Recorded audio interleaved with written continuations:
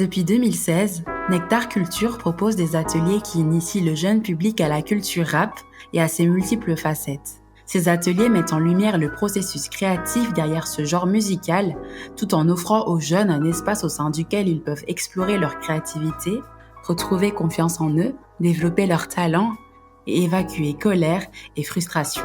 Dans Culture Rap, nous allons rencontrer les représentants des structures partenaires avec qui nous collaborons pour organiser ces ateliers. Nous leur donnons le micro pour vous plonger avec nous dans le monde des ateliers rap et découvrir les coulisses de cet art vivant et en constante évolution. Que vous soyez un fan de rap aguerri ou simplement curieux de découvrir cette culture musicale en profondeur, ce podcast est fait pour vous. Alors, bienvenue dans le podcast de Nectar Culture.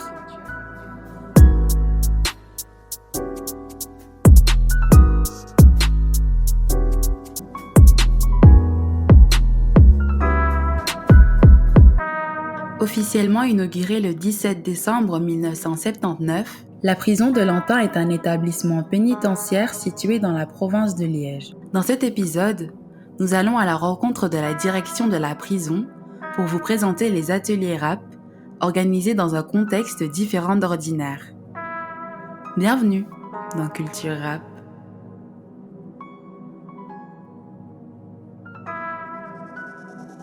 Je suis Anne-Gaëlle Fabry, directrice à la prison de Lantin. Lantin, pour rappel, est la plus grosse prison côté sud du pays.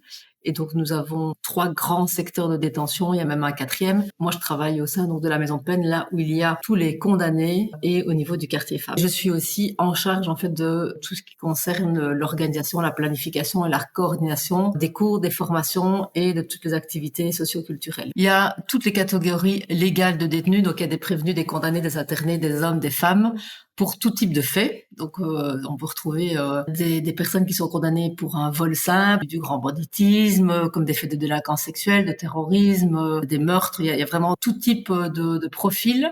Comme je l'ai indiqué, je suis en charge depuis de nombreuses années de toute la matière socio-culturelle, activités socio-culturelles au sens très large. C'est une matière qui me motive beaucoup, à l'égard de laquelle j'ai toujours beaucoup d'idées. Je trouve que c'est très important de faire des ponts entre le milieu carcéral et la société civile, et l'organisation de ce genre d'activité, c'est vraiment une manière justement de créer ces ponts et de faire rentrer la société à l'intérieur des murs. Et donc je trouve que c'est vraiment essentiel dans une perspective de réinsertion des détenus. Ce qui a incité à collaborer avec le projet d'atelier rap, c'est que donc Nectar nous a contactés pour proposer ces ateliers. On a l'habitude de planifier vraiment de nombreuses activités en maison de peine, que ce soit du théâtre, de la musique, des activités aussi, parfois des groupes de réflexion sur le bien-être, le mieux-être, la santé physique. Enfin voilà, il y a vraiment de nombreuses activités qui sont organisées. Et ce projet d'atelier rap était une des propositions qui nous a été faite il y a déjà maintenant quelques années. Et l'écriture de chansons rap, je trouve, répondait vraiment bien à un intérêt de la part des détenus, parce que c'est vrai qu'il faut dire qu'il y a certaines activités qu'on propose et parfois qui n'ont pas de succès, qui rencontrent pas les attentes des détenus. Par contre, cet atelier rap rencontre chaque fois un certain succès, parce que je pense que ça répond à un réel intérêt. La musique rap est quand même une musique qui quand même souvent et fréquemment écoutée par les détenus d'une part, et le fait de pouvoir écrire d'abord la chanson et puis la produire musicalement et participer vraiment à tout le processus de l'écriture jusqu'à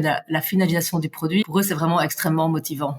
Ce sont des activités aussi qui sont occupationnelles, mais pas que, parce que je pense que ça prend vraiment sens pour certaines personnes, que c'est un moyen, c'est un exutoire aussi d'expression de leur souffrance, de leur colère, de leur tristesse, quelle que soit un peu l'activité qui est proposée. Finalement, ce sont aussi des moyens d'expression de la situation qu'ils vivent en détention. Et ça, c'est évidemment important aussi de viser cet objectif qui est de permettre aux détenus d'avoir des moyens d'expression autres, évidemment, que la violence verbale ou physique que l'on combat au quotidien.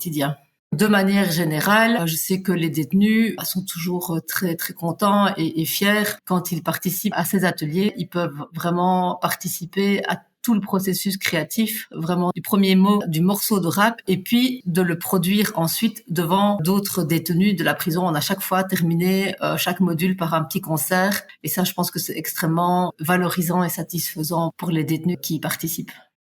Chaque fois qu'on organise une activité, c'est un défi parce que ça a toujours des incidences sur la sécurité par les mouvements que cela comporte. Parce qu'une activité comme ça, elle se passe très bien et ça apporte vraiment beaucoup de bienfaits, mais pour autant aussi que ça se fasse dans un cadre qui est bien structuré et dont les règles sont vraiment bien respectées.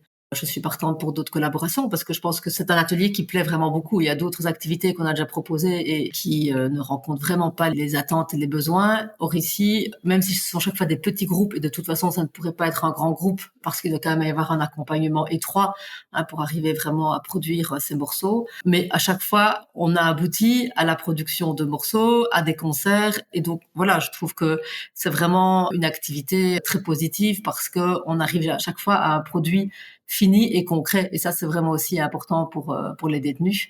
Ces initiatives, je les mets en place depuis de nombreuses années et je continuerai à le faire parce que c'est évidemment essentiel d'ouvrir la prison sur le monde extérieur pour préparer cette réinsertion des détenus. Et c'est important de permettre aux détenus de découvrir justement des moyens prosociaux pour exprimer des émotions beaucoup plus négatives qui parfois les ont amenés à commettre des délits et à se retrouver en prison.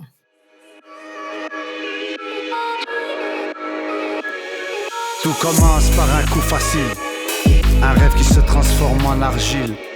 Je te jure, l'addition vaut pas la peine. Ils ont scellé mon futur et l'ont jeté en quarantaine. Tout commence par un coup facile, un rêve qui se transforme en argile. Je te jure, l'addition vaut